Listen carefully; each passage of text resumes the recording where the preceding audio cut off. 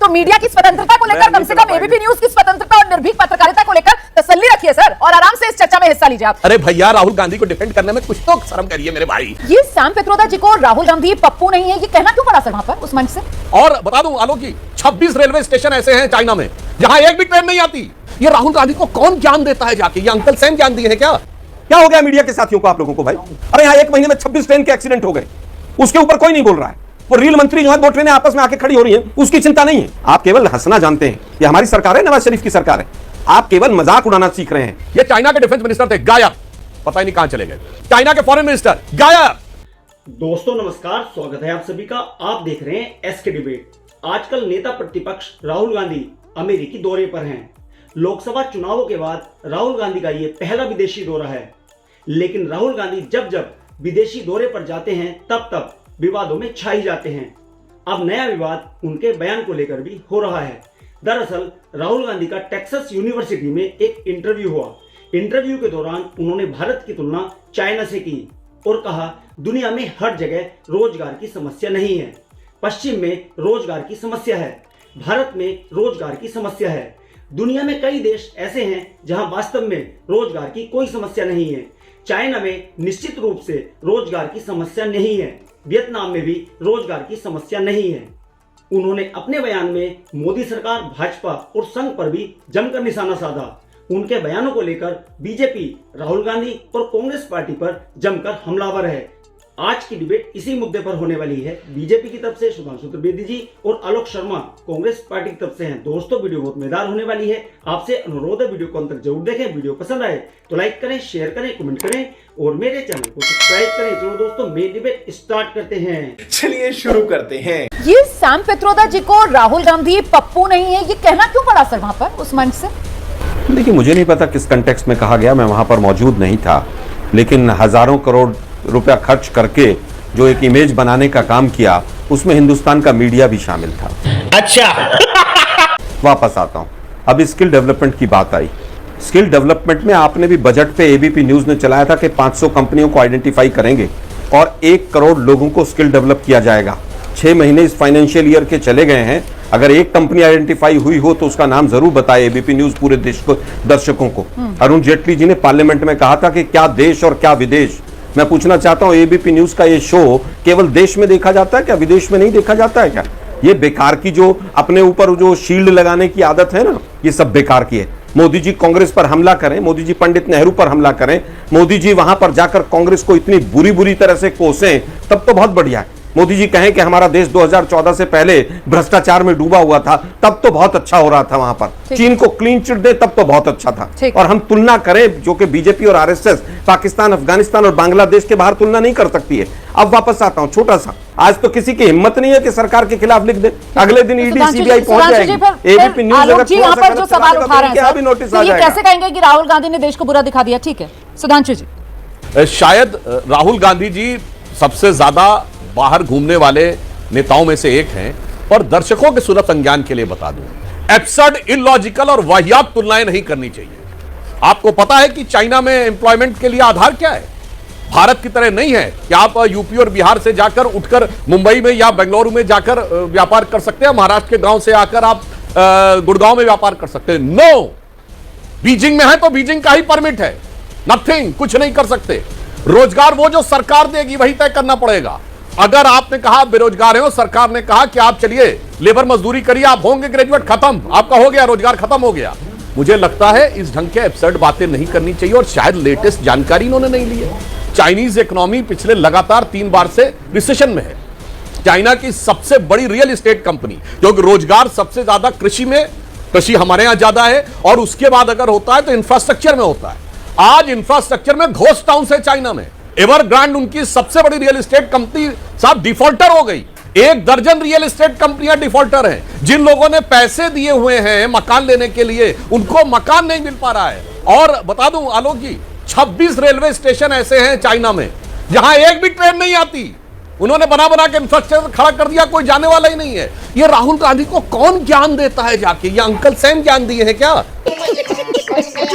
कोई दर्शक जाके चेक कर ले, विदेश में जो अनएम्प्लॉयमेंट के आंकड़े जारी होते हैं वो 15 वर्ष की आयु से जारी होते हैं। और भारत का सबसे बड़ा गैप दिखता है 15 वर्ष से लेके 22-23 में 87-88% दिखाते हैं लोग अनएम्प्लॉयड है, और जैसे ही वो 24 में आते हैं तो केवल 40% अनएम्प्लॉयड रह जाते हैं। क्यों भाई? भारत की सामाजिक स्थिति यह है कि 15 से लेकर 23 तक के किसी बच्चे को जिसकी पारिवारिक स्थिति बहुत खराब हो, वो बात छोड़ दीजिए, उसको मां बाप की सपोर्ट में पढ़ाई करता है। वेस्ट में है कि 10वीं में आप पहुंचे, अपना नौकरी करिए, मां बाप ने हाथ घसीट लिया, इसलिए वहां पर इंप्लॉयमेंट की एज 15-16 साल से शुरू हो जाती है। भारत में जब तक बच्चा ग्रेजुएशन करता है, लगभग सारे मां बाप आज की डेट में ग्रेजुएशन तक पढ़ाते हैं, 21-22 तक तो 95% बच्चों को जरूरत ही नहीं पड़ती है। यह है एब्सर्ड इलॉजिकल। और मैं एक और उदाहरण बताना चाहता हूं, रोमाना जी, कोई जाके चेक कर ले। एक इन लोगों का स्टैटिस्टिक्स आई थी, कैसी इलॉजिकल आती है।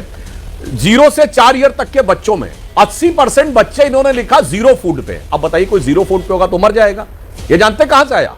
अरे भाई ये कह रहे थे कि जो बच्चों को वो बेबी फूड होता है ना, उसके कंजम्पशन पे किया। अरे हमारे 80% बच्चे मां का दूध पीते हैं, वहां मां का दूध कोई पीता ही नहीं है, इसलिए सबको उसी से देखना है कि वो जो बेबी फूड के कंजम्पशन के आधार पे देखते हैं। इसी का जवाब दे दीजिए जो हेमंत बिस्वा शर्मा यहाँ पर सवाल पूछ रहे हैं कि बताना चाहिए आखिरकार क्या अग्रीमेंट हुआ है चीन के साथ कांग्रेस पार्टी का? क्यों चाइना की इतनी तारीफ राहुल गांधी अंतर्राष्ट्रीय मंचों पर करते हुए नजर आते हैं? आलोक जी, अबे जल्दी बोल, कल सुबह पनवेल निकलना है। मैं समझता हूं किसी से भी तुलना करना नीचा दिखाने जैसा कैसे हो सकता है? हमें अपने गिरेबान में झांकने की जरूरत नहीं है क्या? बेरोजगारी हाईएस्ट हो जाए देश के अंदर, बेरोजगारी में स्किल डेवलपमेंट में सरकार के आंकड़े कहें कि 13% स्किल लोगों को रोजगार मिला है। हरियाणा के अंदर 37% एनएसएसओ कहे कि बेरोजगारी है, और हरियाणा के अंदर एक स्वीपर की वैकेंसी के लिए, कुछ स्वीपर की वैकेंसीज के लिए 2.25 लाख लोग अप्लाई करें, और उसमें से 46,000 ग्रेजुएट और पोस्ट ग्रेजुएट हों, तो हमें अपने अंदर झांकने की आवश्यकता नहीं। अब बात आती है व्यापार की और स्किल की। अरे भाई उनके यहाँ परमिट है, सिस्टम नहीं है, चीन से तुलना क्यों? कॉन्स्टिट्यूशन से हम तुलना थोड़ी कर रहे हैं। चीन से तुलना क्यों? उनके यहाँ अगर बंद एक मिनट नहीं, अरे भाई चीन में मोदी जी जाकर वहां पर बिरयानी खाए तब कोई प्रॉब्लम नहीं। हम तुलना भी किसी अच्छी चीज की कर दें तो गलत है। क्या हो गया मीडिया के साथियों को, आप लोगों को भाई? चीन से तुलना करना किसी भी चीज में क्या मतलब? बिल्कुल देशद्रोह का काम है क्या? वहां के तो हालात ही खराब है ना। प्रोमो चलाया जो अभी जो सुधांशु जी ने कहा है। सुनिए ना, हाँ। सुनिए रोमाना जी, सुनिए, मैं उत्तर दे तो रहा हूं आपको। आप सुधांशु जी के बीच में नहीं बोली, मैं बताना चाहता हूं। इन्होंने कहा 26 रेलवे स्टेशन ऐसे हैं जिनके ऊपर ट्रेन नहीं जाती। अरे यहां एक महीने में 26 ट्रेन के एक्सीडेंट हो गए, उसके ऊपर कोई नहीं बोल रहा है। वो रेल मंत्री जो है, 2 ट्रेनें आपस में आके खड़ी हो रही हैं, उसकी चिंता नहीं है। चीन में 26 स्टेशन ऐसे हैं जिन पर ट्रेन नहीं गई, उसकी इनको चिंता है। बांग्लादेश की इनको चिंता हो जाती है, अपने यहां की कोई चिंता नहीं होती है। तमाम जगह पर हालत खराब है, उसके बावजूद युवा सुसाइड रेट बढ़ रहा है युवाओं का, लेकिन कंपैरिजन कर दिया तो देशद्रोह हो गया। आप केवल हंसना जानते हैं। 40% हिंदुस्तान की स्टार्टअप्स में चाइना का पैसा लगा हुआ है, क्या सच है कि नहीं? आपने रोक लिया क्या उसको? पिछले कोरोना के 5 साल के अंदर इंपोर्ट चाइना से 3 गुना बढ़ गया। ठीक है, ये किसकी पॉलिसी है भाई? ये ठीक है, ये हमारी सरकार है, नवाज शरीफ की सरकार है। आप केवल मजाक उड़ाना सीख रहे हैं, आलोचना भी सुनना सीखिए। हमारे हिंदुस्तान का मीडिया कितने रैंकिंग गिर गया, रोमाना जी जरूर बता के जाइएगा शो के बाद। रुको जरा, सबर करो। आलोक जी को ना पता हो तो मैं बताऊं। एक सज्जन है जिनका नाम है ली शांग फू। ये जानते हैं कौन थे? ये चाइना के डिफेंस मिनिस्टर थे, गायब, पता ही नहीं कहां चले गए। एक सज्जन है क्विंग गैंग, ये क्या थे? चाइना के फॉरेन मिनिस्टर, गायब, पता ही नहीं है सर को कहां चले गए। दूसरे है मिस्टर लू यू चाओ, ये चाइना की सबसे एलीट जो रॉकेट वाली कमांड है उसके चीफ थे, ये गायब। और सुनिए, ये तो आपको पता होगा सबसे बड़ी कंपनी अलीबाबा है, जिसके की जैक मा $29.8 बिलियन का आईपीओ ला रहे थे, गायब। सर जिस देश में फॉरेन मिनिस्टर गायब, जिसमें डिफेंस मिनिस्टर गायब, और जहां पे आर्मी का सबसे बड़ा जनरल गायब हो जाए, और मैं दर्शकों से कहता हूं जाके देखो, जो रेटिंग निकलती है उसमें मीडिया की स्वतंत्रता में चीन हमसे ऊपर है। जहां की पिछली पेनेम जो चाइना की हुई तो हु चिंताओं की बाहर आने के अलावा एक रिपोर्टिंग नहीं है चाइना में। और उसके बाद जब आके साहब आप लोग हंसते हैं तो लोगों को लगता है जब कांग्रेस पार्टी ये बोलती है ये चीन से हुए करार का प्यार है या राजीव गांधी फाउंडेशन को मिले हुए उपहार का इकरार है, जो हमेशा भारत के बारे में तकरार है और सिर्फ चीन के बारे में ही, पहले भी बोल चुके हैं चीन के बारे में, ऐसा नहीं है कि पहले भी बोल चुके हैं। तो या तो वो अज्ञानी है या बहुत खतरनाक डिजाइन का पार्ट बन रहे हैं। यही नहीं, अभी और सुनिए। 2014 से पहले उनको शर्म आती है, बयान चला दीजिए। वो भी चल रहा है, वो बयान भी चल रहा है सर, वो शंघाई का बयान है, 2015 में दिया गया बयान है, वो भी चल रहा है, वो भी चल रहा है। और आपके कहने पर नहीं चल रहा है, क्योंकि ये ग्राफिक्स में चल रहा है और पहले से हमने पूरी तैयारी करके रखी हुई थी, तो वो बयान भी चल रहा है सर। तो मीडिया की स्वतंत्रता को लेकर कम से कम एबीपी न्यूज की स्वतंत्रता और निर्भीक पत्रकारिता को लेकर तसल्ली रखिए सर, और आराम से इस चर्चा में हिस्सा लीजिए आप। मुझे हंसी इस बात पे आई, अरे भैया राहुल गांधी को डिफेंड करने में कुछ तो शर्म करिए मेरे भाई। गजब बेइज्जती है, मजा आया। देखा दोस्तों, आपने सुधांशु त्रिवेदी और आलोक शर्मा दोनों को सुना। आप किसकी बात से सहमत हैं? दोस्तों, वीडियो को लास्ट तक देखने के लिए दिल से धन्यवाद। और वीडियो के बारे में आपकी क्या राय है कमेंट सेक्शन में कमेंट करके बताएं। और अगर वीडियो पसंद आई हो तो लाइक करें, शेयर करें, कमेंट करें और मेरे चैनल को सब्सक्राइब करें। तो दोस्तों, मिलते हैं अगली वीडियो में। जय हिंद, वंदे मातरम, जय श्री राम।